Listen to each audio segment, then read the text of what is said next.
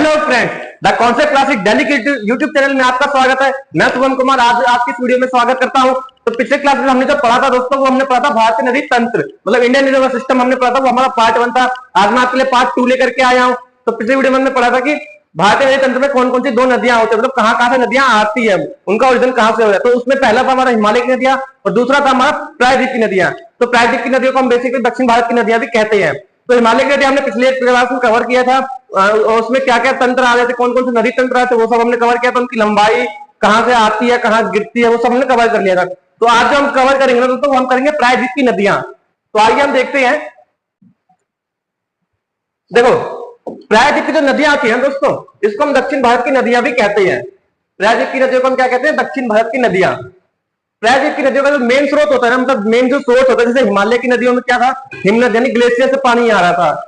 और वो क्या थी नदियां, वो 12 मासी थी, मतलब महीने के 12 महीने वो बहती थी, साल के 12 महीने।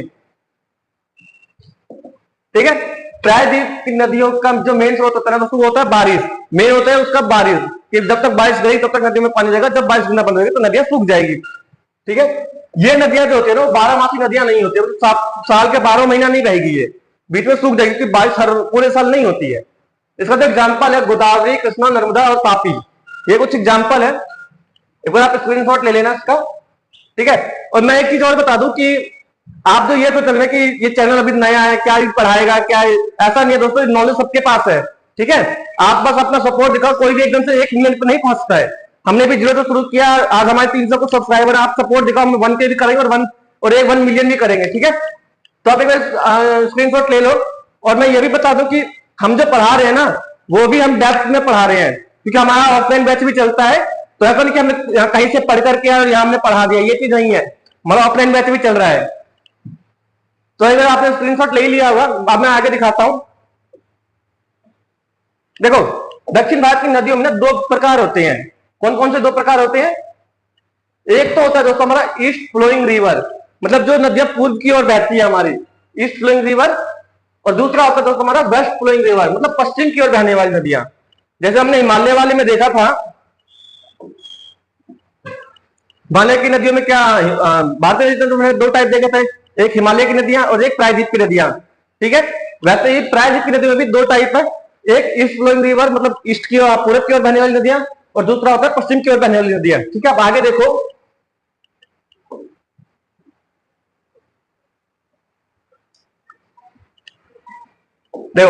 ईस्ट फ्लोइंग रिवर क्या होती है, एक शॉर्ट नोट बता दो, बाद में हम डिटेल भी पढ़ेंगे। मोटा मोटी एक बार देख लो आप, आगे हम डिटेल देखते हैं। देखो, ईस्ट फ्लोइंग रिवर मतलब पूर्व की ओर बहने वाली नदियां क्या होती है दोस्तों। देखो, पूर्व की ओर बहने वाली नदियां है ना, वो बंगाल की खाड़ी में ही गिरेगी। मतलब प्रायद्वीप की नदियां, जितनी भी प्रायद्वीप की नदियां जो भी ईस्ट में बह रही है, मतलब आपकी पूर्व की साइड जो बह रही है, वो हमेशा जाकर के बंगाल की खाड़ी में गिरेगी आपका। ठीक है। दूसरा देखो, जो नदियां बंगाल की खाड़ी में गिरती है, मतलब पूर्व की ओर बहने वाली जो नदियां, प्रायद्वीप की पूर्व की ओर बहने वाली जो नदियां हैं, वो नदियां अगर बंगाल की खाड़ी में गिरे, मतलब क्या, वो बंगाल की खाड़ी में ही गिरेगी, तो वो क्या बनाएगी, डेल्टा बनाएगी। अब दोस्तों डेल्टा क्या होता है? देखो, डेल्टा का मतलब होता है जैसे कोई नदी है, वो अपने साथ क्या कहते हैं, मिट्टी वगैरह लेकर के जाती है, और जहां वो उसका मुहाना होता है, जहां वो गिरेगी, वहां पर अपवार लेकर के जाती है, मतलब गंदगी लेकर जाते हैं, बेसिकली मोटा मोटी समझो आप। ठीक है। तो मैं आपको बताता हूं, डेल्टा एक स्थल रूप है।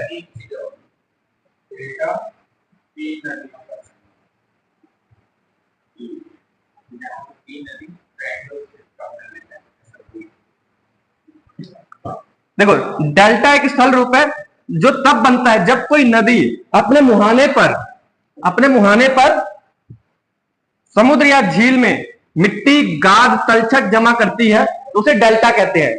ठीक है। इसके एग्जांपल देख लो, ईस्ट फ्लोइंग रिवर के एग्जांपल क्या क्या है। तो एग्जांपल है गोदावरी, कृष्णा, कावेरी, महानदी। एक सेकंड दोस्तों, यहां पे चल गया, कृष्णा, कावेरी और महानदी। ठीक है। ये कुछ एग्जांपल है जो ईस्ट में बहने वाली नदियों के एग्जांपल है। ठीक है। आगे हम देखते हैं, यहां पे स्क्रीनशॉट ले लो इसका।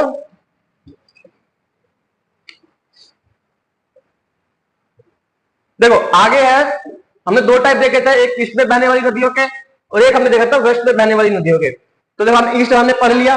ठीक है। कहां गिरेगी, बंगाल की खाड़ी में गिरेगी। अपने साथ क्या बनाएगी, तो डेल्टा बनाएगी। हमने उसके टाइप भी देख लिया, कौन कौन से टाइप, सॉरी कौन कौन सी नदियां ईस्ट में बहती है। देखो अब वेस्ट में पश्चिम की ओर बहने वाली नदियों, अब पश्चिम की ओर बहने वाली नदियां, देखो पश्चिम की ओर बहने वाली जो नदियां होती है दोस्तों, वो अपना पानी जो गिराएगी ना अरब सागर में गिराएगी। अब पूर्व में बहने वाली कहां गिरा रही थी, वो गिराई थी बंगाल की खाड़ी में, लेकिन पश्चिम की ओर बहने वाली नदियां कहां पानी गिराएगी अपना, वो गिराएगी अरब सागर में। देखो जो नदियां पश्चिम से बहकर अरब सागर में गिरती है वो ज्वार नद मुख बनाती है। ज्वार नद मुख क्या होता है कि अपना पानी सीधा बंगाल अरब सागर में, मतलब जहां भी उसको गिरना है वहां सीधा वो नदी अपना पानी गिरा रही है। जैसे डेल्टा अपने साथ मिट्टी वगैरह गाद वगैरह ये सब जब ला रही थी ना, वो नहीं लाती, सीधा अरब सागर में जहां उसको समुद्र में गिरना होता है वहां गिर जाती है। देखो ज्वार नद मुख वह स्थान होता है जहां नदी का मुहाना समुद्र से मिलता है, ठीक है, और ज्वार भट्टा के प्रभाव के कारण वह खारा पानी प्रवेश करता है। अब समुद्र तो दोस्तों खारा ही होता है, ठीक है। अब इसका एग्जांपल देखो, ईस्ट वेस्ट में बहने वाली नदियों का एग्जांपल क्या है, नर्मदा, ताप्ती ताप्ती। अगर आप इसका स्क्रीनशॉट ले लो, अब हम डिटेल में पढ़ेंगे दोस्तों। देखो पूर्व की ओर बहने वाली नदियां, ठीक है, पूर्व की ओर बहने वाली नदियों के नाम, मतलब पूर्व की ओर कौन कौन सी नदियां बह रही है ना, उसमें कौन कौन सी नदियां आ रही है, जितनी भी नदियां बह रही है उसमें कौन कौन सी नदियां हैं, उसका हम देखते हैं नाम क्या क्या है। सॉरी दोस्तों, देखो पहला जो है ना वो है दामोदर नदी। दामोदर नदी है, तो देखो दामोदर नदी, अब इसके बारे में देख लो। पहली नदी क्या आई, दामोदर नदी। अब दामोदर नदी में क्या क्या है, कहां से आ रही है, कितने किलोमीटर की है, कौन कौन से राज्य कवर करती है, किस इसके राज्य, इस नदी के किनारे पे कौन कौन से राज्य, वो सब हम देखते हैं, ठीक है। देखो दामोदर नदी का जो उद्गम है दोस्तों, वो छोटा नागपुर के पठार से होता है, ठीक है, ये आप नोट बना लेना। दामोदर नदी का कहां से निकल रही है, छोटा नागपुर के पठार से निकलती है, ठीक है। आगे देखो, दामोदर नदी झारखंड और पश्चिम बंगाल में बहती है। कौन से दो राज्यों में बहती है, कई बार एग्जाम में क्वेश्चन भी आता है कि दामोदर नदी कौन से दो राज्यों में बहती है, तो झारखंड और पश्चिम बंगाल में बहती है दामोदर नदी, ठीक है। आप दोस्तों अपने साथ में नोटबुक और पेन लेकर के बैठो, साथ साथ में नोट्स बनाते चलो। ऐसा नहीं कि आप वीडियो देखने में तो आपको सब कुछ आ जाएगा, जब तक आप नोट्स नहीं बनाओगे ना तब तक आपको समझ में भी नहीं आएगा। आगे देखो, दामोदर नदी को ना पश्चिम बंगाल का शोक भी कहा जाता है। अब देखो शोक क्यों कहा जाता है, क्योंकि इसमें यह आए दिन ना उथल पुथल मचा देती है पश्चिम बंगाल में। क्यों, क्योंकि बाढ़ वगैरह आ जाती है, ठीक है। आगे देखो, दामोदर नदी के किनारे झारखंड, झारखंड के हजारीबाग, रामगढ़, कोडरामा, गिरिडीहा, धनबाद, बोकारो और चतरा, ये जिले झारखंड के लगते हैं, ठीक है। दामोदर नदी, अगला देखो दामोदर नदी के पश्चिम बंगाल के, जो पश्चिम बंगाल राज्य है उसके कौन कौन से जिले लगते हैं, तो उसके लगते हैं बर्धमान और हुगली। इसमें दामोदर झारखंड के कौन कौन से राज्य लग रहे हैं, हजारीबाग, रामगढ़, कोडरामा, गिरडी, धनबाद, बोकारो और चतरा। और पश्चिम बंगाल के कौन कौन से दो जिले, पश्चिम बंगाल राज्य के कौन से दो जिले लग रहे हैं, बर्धमान और हुगली, ठीक है। अब एक बार इसका स्क्रीनशॉट ले लो। देखो आगे चलते हैं, दामोदर नदी में आगे और कौन कौन से पॉइंट्स एग्जाम में आते हैं, वो मैं क्वेश्चन जहां से बनते हैं वो मैं आपको बता दूं। देखो हुगली नदी जो है ना वो दामोदर की सहायक नदी है, ये प्रमुख सहायक नदी है हुगली नदी, ठीक है। हुगली नदी का जो मुहाना है ना वो भारत में सबसे बड़ा है, ये भी एक मेन पॉइंट है। प्रमुख सहायक नदियां कौन सी है, बोकारो, बाराकर, कोरार और हुगली, ये जो है ना ये दामोदर की सहायक नदी है।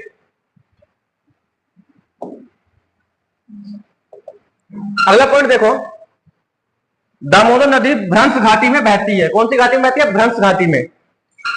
दामोदर नदी की जो लंबाई है ना दोस्तों वो है 592 किलोमीटर, 592 किलोमीटर। आप स्क्रीनशॉट ले लेना, एक मिनट आप एक बार स्क्रीनशॉट ले लो, ठीक है। आगे देखते हैं,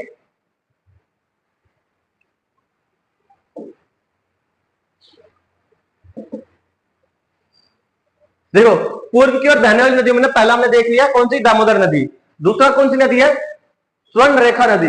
स्वर्ण रेखा नदी दोस्तों अपने आप में बहुत इंपॉर्टेंट नदी है, इसलिए एग्जाम में क्वेश्चन भी पूछे जाते हैं, तो मैं बताऊंगा आपको आगे कि क्यों इंपॉर्टेंट है। ठीक है, देखो स्वर्ण रेखा नदी जो है ना दोस्तों, स्वर्ण रेखा नदी भी कहां से निकलती है? आपका छोटा नागपुर के पठार से होता है इसका उद्गम, छोटा नागपुर पठार से ये निकलती है।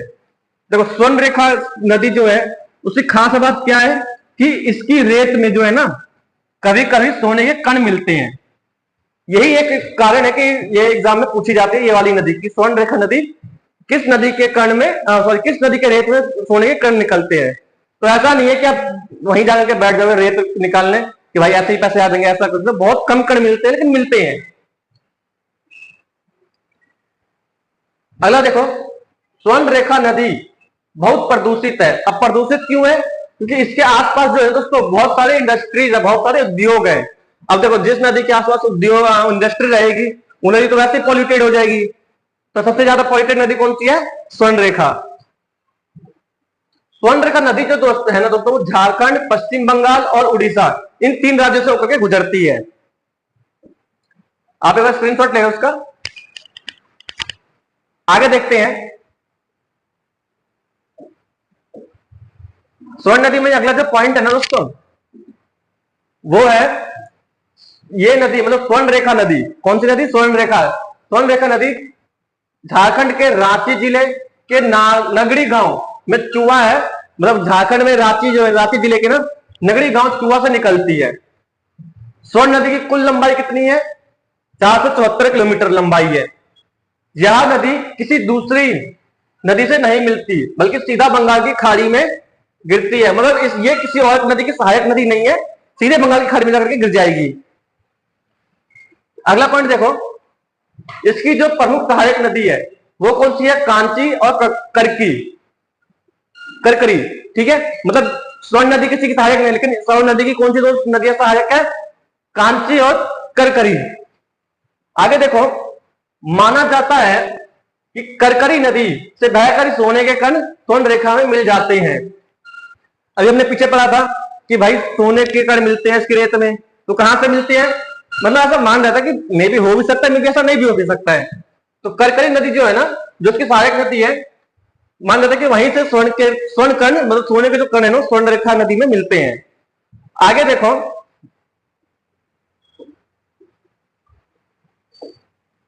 अगला जो पॉइंट है दोस्तों, स्वर्ण रेखा नदी पर स्थित चांडिल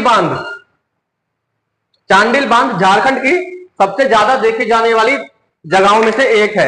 मतलब स्वर्ण रेखा पर एक बांध भी बना है। आपको एक बहुत बड़ा क्वेश्चन यहां से डिस्कस हो गया कि स्वर्ण रेखा पर कौन सा बांध बना है? तो चांडिल बांध बना है। कहां बना है? तो झारखंड में बना है। और झारखंड में नहीं सबसे ज्यादा देखी जाने वाली जगह है, क्यों? क्योंकि एक टूरिस्ट प्लेस है। ठीक है, आगे देखो,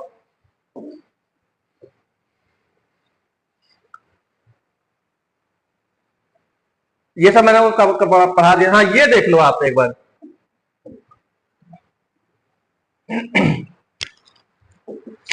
ये देखोगे स्वर्ण रेखा नदी के किनारे बसे प्रमुख राज्य और प्रमुख शहर। तो मैंने आपको बताया 3 राज्यों से होकर गुजरती है। कौन कौन से? झारखंड, पश्चिम बंगाल और उड़ीसा। अब ये राज्य तो है, अब इसमें कौन कौन से शहर कवर करती है, मतलब इसके किनारे कौन कौन से शहर लग रहे हैं? तो एक लग रहा है रांची, एक लग रहा है जमशेदपुर। जमशेदपुर किसका बसाया हुआ है? तो टाटा जी का बसाया हुआ, जिनका भी निधन हुआ है। ठीक है, झारखंड में कौन से दो शहर आ रहे हैं? रांची और जमशेदपुर। पश्चिम बंगाल देखो दोस्तों, पश्चिम बंगाल में कौन सा जिला आ रहा है उसका? पश्चिम मेदिनीपुर। पश्चिम बंगाल में कौन सा? पश्चिमी मेदिनीपुर। और उड़ीसा में आता है आपका बालासोर सॉरी। ठीक है, ये 3 राज्य में हर राज्य के मैंने आपको नाम बता दिया कि किस राज्य में कौन से जिले लग रहे हैं। ठीक है, आगे देखो, आगे हमारा अगला जो नदी है वो है महानदी। महानदी भी दोस्तों बहुत बार एग्जाम में पूछी जाती है। ठीक है, पहले हमने कौन सी नदी पढ़ी? प्रायद्वीप नदी में। प्रायद्वीप नदी में पूर्व में बहने वाली नदियों में पहला दामोदर, दूसरा हमने कौन सी पढ़ी? स्वर्ण रेखा, तीसरी हमारी है महानदी। तो देखो महानदी की जो कुल लंबाई है दोस्तों वो है 850 किलोमीटर। उतना इंपॉर्टेंट है, मैं आपको साथ साथ बता रहा हूँ। ठीक है, आप नोट्स में लिख लेगा, एग्जाम में कोई भरोसा नहीं दोस्तों कहां से कौन सा क्वेश्चन उठा दे वो। महानदी का जो दोस्तों उद्गम है ना वो सिहावा पहाड़ी अमरकंटक के पास से, अमरकंटक कहाँ है? छत्तीसगढ़ में। और कौन सी पहाड़ी? सिहावा। तो महानदी का उद्गम कहां से होता है? सिहावा पहाड़ी अमरकंटक छत्तीसगढ़ से होता है। ठीक है, महानदी छत्तीसगढ़ से निकल के उड़ीसा होते हुए बंगाल की खाड़ी में गिरती है। अब देखो यहां सिहावा पहाड़ी से निकली छत्तीसगढ़ से, और कौन कौन किस राज्य से होकर गुजरती है? उड़ीसा होते हुए, और गिरेगी कहां? बंगाल की खाड़ी में। ठीक है, अब इसकी देखो प्रमुख सहायक नदी कौन सी है महानदी की? तो प्रमुख सहायक नदी जो है ना दोस्तों, एक है जोक, हंसदेव, शिवनाथ और तेल। देखो जोक आप जानते ही हो कि गाय भैंसों को लग जाती है, कभी कभी इंसानों को भी लग जाती है दिन खराब हो तो। और जोक क्या करता है दोस्तों? खून पीता है, आपके शरीर का गंदा खून जोक पीता है। तो जो इसके जो मेन जो क्वेश्चन है ना, प्रमुख सहायक नदी, महानदी की प्रमुख सहायक नदी जो एग्जाम में पूछी जाती है, कौन सी दो नदी आप मेन पूछी जाती है? एक तो आपका जोक और दूसरा आपका तेल। ये दोनों दोस्तों सहायक नदी के नाम है। किसकी सहायक नदी है? महानदी की। ठीक है, एक बार आप स्क्रीनशॉट ले लो।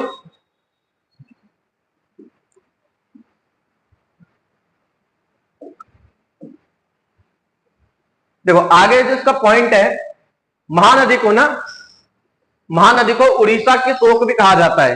ठीक है, महानदी उड़ीसा की सबसे बड़ी नदी है। तो आपका एग्जाम क्वेश्चन पड़ेगा कि महानदी किस राज्य की सबसे बड़ी नदी है?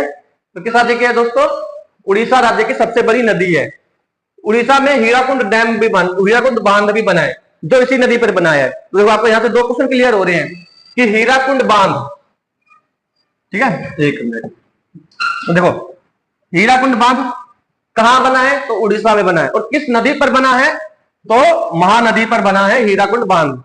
ठीक है, अब देखो महानदी की सहायक नदियां कौन सी है? प्रमुख सहायक नदियां जो एग्जाम में पूछी जाती है, जोक, हंसदेव, शिवनाथ और तेल। मैंने अभी आपको बताया कि महानदी की कौन सी सहायक नदियां हैं। आगे देखते हैं, एक बार स्क्रीनशॉट ले लो आप।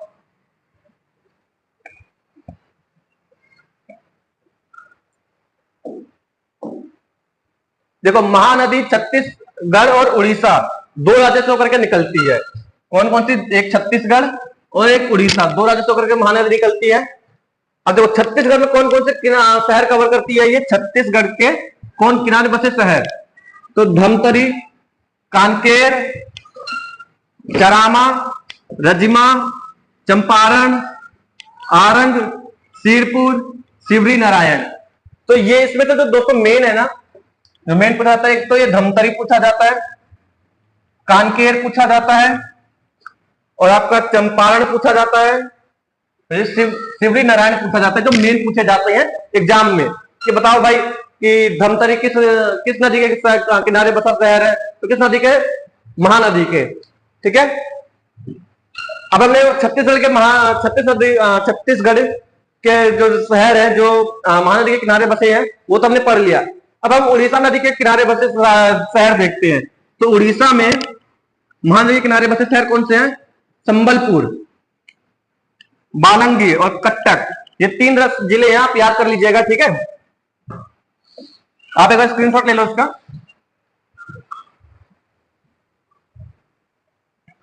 आगे देखें तो देखो आगे जो हमारा नदी है ना, अगला नदी वो है गोदावरी। गोदावरी की दोस्तों कुल जो लंबाई है ना वो है 1465 किलोमीटर। ठीक है, कंफ्यूज मत होना, 1465 किलोमीटर कई कई जगह पे 1450 भी है। ठीक है, तो 1465 किलोमीटर वो एक्यूरेट है। गोदावरी महाराष्ट्र के नासिक जिले के त्र्यंबकेश्वर मतलब कहा? महाराष्ट्र के नासिक जिले के त्र्यंबकेश्वर से निकलती है। यहां पे याद रखना कहां से निकलती है? महाराष्ट्र के नासिक जिले से। देखो अब जो गोदावरी है ना वो कौन कौन से राज्य से होकर के बहती है? तो एक महाराष्ट्र के नासिक से तो निकल रही है वो। दूसरा है छत्तीसगढ़, तेलंगाना, आंध्र प्रदेश और उड़ीसा। ये 5 राज्यों से होकर के बहती है।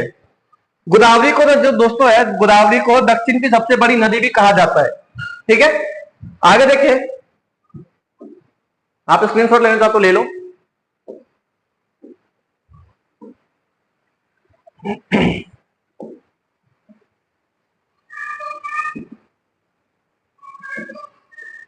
देखो गोदावरी नदी को जो है दो नाम से ज्यादा। आप देखो उपनाम हर किसी का होता है। अब आपका नाम रवि है लेकिन आपको गांव में कलवा बुलाते होंगे, ठीक है, तो वो चीज आप एक हर किसी का एक मजाक मस्ती का नाम होता है। उसी तरह होता है गोदावरी का भी दो नाम है, दो उपनाम है, ठीक है। एक होता है दक्षिण भारतीय गंगा और एक होता है वृद्ध गंगा। दो नाम से जाना जाता है इसको। कौन कौन सी? अब एग्जाम में क्वेश्चन कैसे बनता है सर? तो एग्जाम में देखो क्वेश्चन ऐसे बनता है कि दक्षिण भारत की गंगा किसे कहते हैं? तो किसे कहते हैं? गोदावरी को कहते हैं। वृद्ध गंगा किसको कहते हैं? तो गोदावरी को कहते हैं। या गोदावरी के कौन से दो उपनाम है? तो कौन कौन से? दक्षिण भारत की गंगा और वृद्ध गंगा। देखो गोदावरी की सहायक नदियां कौन कौन सी हैं? गोदावरी की सहायक नदियां जो पूछी जाती है, इसकी सहायक नदियां पेन गंगा, वेन गंगा, इंद्रावती, वर्धा, मंजीरा, पूर्णा, बाण गंगा, सबरी, ठीक है। इसमें जो मैं आपको बताता हूं मेन जो आपको याद रखना है ना, वो आपको ये वाला याद रखना, ये पेन गंगा, वेन गंगा, ठीक है। मंजीरा, देखो मंजीरा आप बजाते हुए भजन कीर्तन जब होता है तो मंजीरा बजती है, मंजीरा, सबरी और पूर्णा।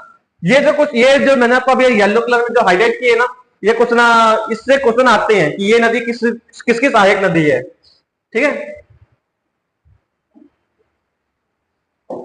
देखो गोदावरी के तट पर बसे कुछ महत्वपूर्ण शहर कौन कौन से हैं? तो एक तो नासिक है आपका, नंदेड़, भद्राचलम, नागपुर, औरंगाबाद, राजमुंद्री। तो ये कुछ शहर है जो गोदावरी नदी के तट पर बसे हैं, ठीक है। आगे देखते हैं।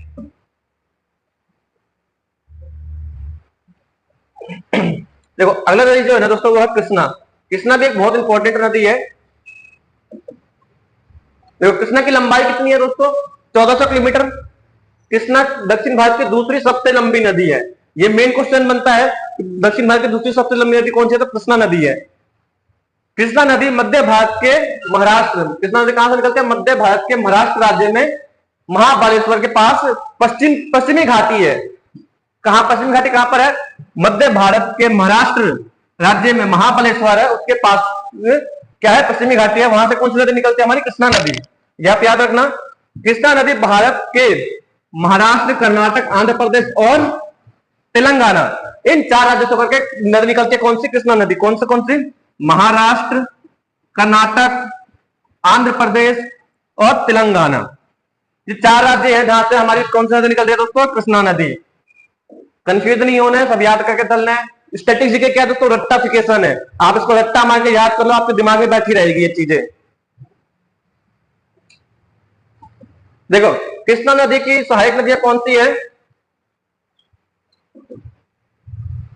कृष्णा नदी की जो सहायक नदी है ना दोस्तों, भीमा, तुंगभद्रा, घाट प्रभा, माल प्रभा, कोयाना, पंचगंगा, दूधगंगा, डिंडी, पेदवागु और हलिया, ठीक है।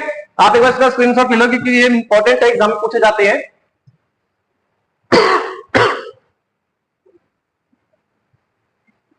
पेन्नार, देखो अगला जो क्वेश्चन है दोस्तों, ये ज्यादा लंबी नदी तो नहीं है लेकिन एग्जाम में बहुत बार पूछी जाती है, ठीक है। पेन्नार नदी कहां बहती है? किस दो नदियों के बीच में बहती है? तो पेन्नार नदी कावेरी और कृष्णा नदी के बीच बहती है, ठीक है।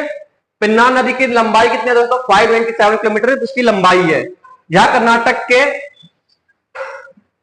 कर्नाटक के चिकबल्लापुर जिले में नंदी पहाड़ियों में से उत्पन्न होती है। आगे देखो पेन्नार नदी की जो प्रमुख सहायक नदियां वो कौन सी है? जयमंगली, कुंदेरू, सगिलेरू, चित्रावती, पापी, चेरू, ठीक है, ये उसकी सहायक नदियां हैं। आगे देखो पेन्नार नदी कर्नाटक और आंध्र प्रदेश दो राज्यों में बहती है। तो कौन से दो राज्यों में बहती है? कर्नाटक और आंध्र प्रदेश। आगे देखते हैं, इसका एक स्क्रीनशॉट ले लेना आप। देखो जब तक आपका नोट्स नहीं बना हुए ना तब तक आपका कुछ भी क्लियरिफाई नहीं होगा, ठीक है। तो आप साथ साथ में नोट्स बनाते चलो। और हमारे चैनल पे है ना मैथ और रीजनिंग की क्लास बहुत अच्छे से चल रही है, जो रमेश सर डेली वीडियो डाल रहे हैं। तो हमारे जीके जैसी आप देखिए डेली वीडियो आ रही है, टॉपिक पर हर जगह कवर हो रहे हैं, मैथ में भी और रीजनिंग में भी। फिलहाल मैथ और रीजनिंग रमेश सर देख रहे हैं, तो आप उनके भी प्लेलिस्ट को चेक कर सकते हैं, चैनल में प्लेलिस्ट अवेलेबल है, ठीक है। अगला जो नदी है कावेरी। देखो कावेरी नदी कर्नाटक के ब्रह्मगिरी पहाड़ियों से निकलती है। तो कहां से निकलती है ये नदी? कर्नाटक के ब्रह्मगिरी पहाड़ियों से निकलती है। ठीक है। कावेरी नदी की कुल लंबाई कितनी है? तो लगभग 800 किलोमीटर है। देखो नदियों में क्या होता है, 5-10 किलोमीटर ऊपर नीचे होता रहता है, तो हमेशा नदियां कोई फीता लेके गया नहीं है उसको नापने। तो इसकी लंबाई कितनी? लगभग 800 किलोमीटर। देखो कावेरी नदी कर्नाटक और तमिलनाडु के से होकर बहते हैं। कौन से दो राज्य कवर कर रही है? तमिलनाडु और कर्नाटक। देखो कावेरी की सहायक नदियां कौन सी हैं? कावेरी की सहायक नदियां हेमवती, भवानी, अमरावती, नोयल। ये 4 नदियां जो है वो प्रमुख सहायक नदियां हैं किसकी? कावेरी की। आगे देखो, कावेरी नदी कर्नाटक और तमिलनाडु के बीच बहती है। ये मैंने आपको अगर आप हमारे पहले की वीडियो देखी होगी ना, और जिन बच्चों ने नहीं देखी, जो नए बच्चे आए हैं एक बार हमारी वीडियो देखना। मैंने आपको एक चीज बताई थी पहले वीडियो में कि कावेरी नदी जो है ना वो प्रायद्वीपीय नदी होने के बावजूद भी पूरे साल बहती है। ठीक है। तो एग्जाम में क्वेश्चन आता है कि कौन सी प्रायद्वीपीय नदी ऐसी है ना जो पूरे साल बहती है, जो नदी 12 मासी है, प्रायद्वीपीय नदी। तो दक्षिण भारत की सब एकमात्र ऐसी नदी है जो पूरे साल बहती है। ठीक है। अब इसका मैं रीजन बताता हूं पूरे साल बहती क्यों है। अब मान के चलो ये हमारा जो है ना, ये भारत का जो नीचे वाला हिस्सा है जिधर अपना तमिलनाडु है वो हिस्सा है। ठीक है। अब यहां पर नदी गिरती है इधर बंगाल की खाड़ी के साइड।